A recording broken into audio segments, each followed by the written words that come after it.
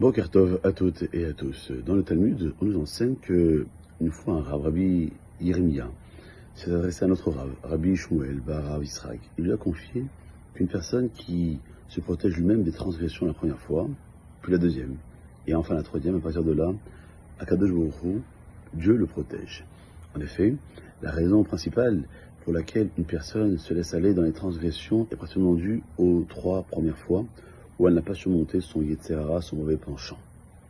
Et si cette personne est vertueuse et qu'elle a vaincu son Yetzer Hara 3 fois, elle mérite de recevoir une excellente protection divine, en plus de la protection constatante que Dieu accorde à l'individu contre son mauvais penchant.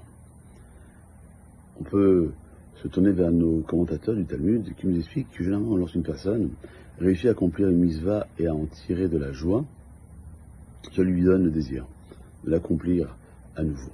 Par exemple, si elle a acquis un bel étrog et en est très heureuse, elle se réjouirait d'avoir la possibilité d'accomplir la mitzvah de la manière la plus belle les années suivantes. Par conséquent, la mitzvah qu'elle a réalisée dans le passé, qui a pénétré dans son cœur et qui a laissé une empreinte, ça va la motiver à continuer. Il a le même pour la maîtrise de son Yetzer Hara, lorsqu'il s'agit de ne pas tomber dans la faute. Un autre traité du Talmud rapporte que lorsque la tentation de la transgression se présente à l'individu et qu'il la surmonte, on lui donne une récompense comme s'il accomplissait une mitzvah. On explique que s'il n'y a pas de mitzvah plus grande que le fait de dominer son penchant pour ne pas transgresser, la joie de ses premières victoires contre le Yetzer Hara l'amèneront à persévérer dans sa lutte lors des prochaines tentations. En effet, il se dira que s'il a déjà réussi 3 fois, pourquoi échouerait-il par la suite? Et que s'il échoue, fallait-il vraiment être joyeux lors de ses premières victoires?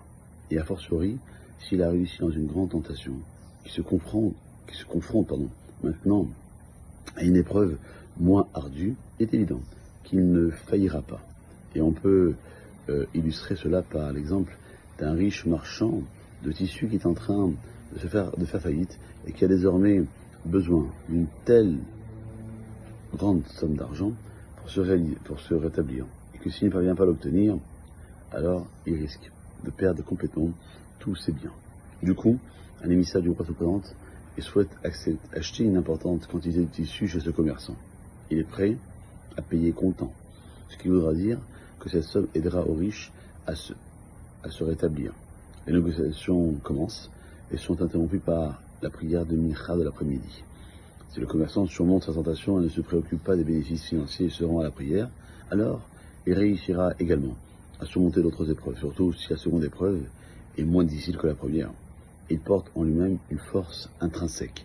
Lorsqu'il avait besoin d'argent et qu'un émissaire du roi est venu pour payer comptant, il a déjà réussi à surmonter cette épreuve. Maintenant, pour une personne qui souhaite acheter une petite quantité de marchandises équipées avec crédit, il est hors de question qu'il manque la prière de Mincha. Alors, c'est le grand challenge de chacun d'entre nous toute l'année, et surtout en période estivale. Nous sommes le 16 juin, nous sommes dans la seconde partie du mois de juin, les vacances arrivent à grands pas.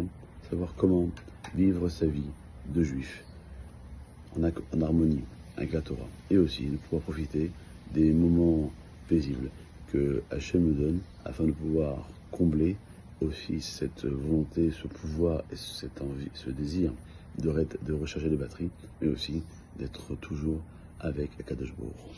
Passez une bonne journée.